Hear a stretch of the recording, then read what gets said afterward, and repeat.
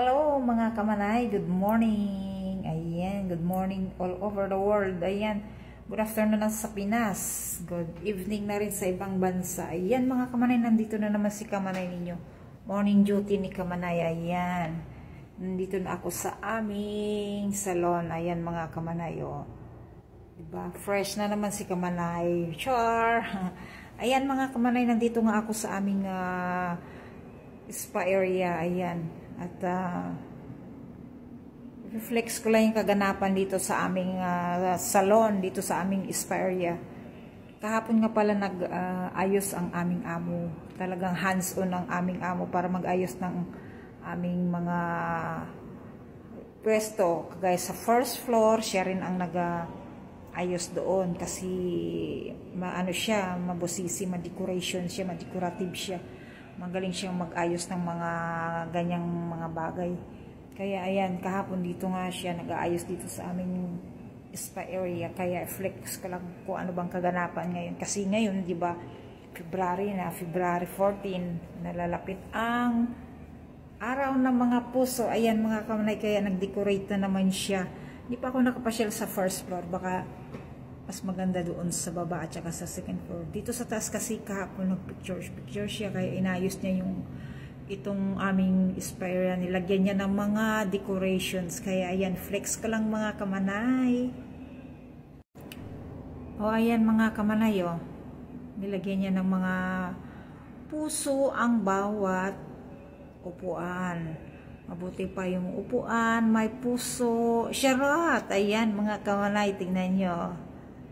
Ang tao kaya may puso. Charot! Siyempre naman mayroon, di ba mga kamanay? Kaya, ayan, kahit na anong bagay, may puso, di ba? Kaya nga, nilalagyan ng tao ang mga bagay ng puso or decorations man lang. Ayan, kahit na magkaroon man lang sila ng mga puso, kahit na wala silang hininga or hindi sila nakakilos, pero nilalagyan pa rin natin ng decorations para magkaroon sila ng buhay. Kagaya ng tao, di ba? Tayo may mga puso, ayan. Pusong magmahal, pusong nasasaktan, pusong nasawi, ayan, lahat na, basta tayo may puso, lahat natin nararamdaman yan. Ayan mga kamanay, flex ko lang ang dekorasyon kahapon ng aking amo kasi talagang siya ang nagde-decorate yan dito. O, di ba? Yan mga kamanay, oh. Ayan, bawat upuan may puso. Charot. Ayan. O, di ba mga kamanay?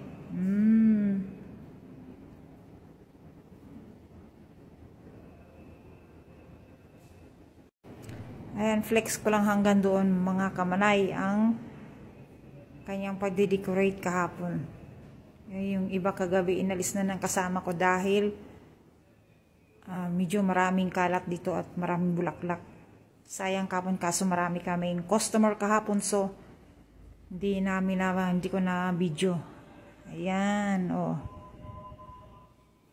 Oh, ayan, parang may garden pa dito sa loob ng aming spa. Ayan mga kamanay, oh, with matching flowers. Oh, di ba? White flowers. Ayan, oh, bell flowers. Ayan, ano po ba itong flowers na yan, oh. Ayan. Tsaka ang ganda ng init sa labas mga kamanay. Oh.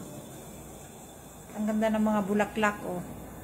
Fresh siya tingnan. Pag dito ka sa loob, maganda siya sa mata.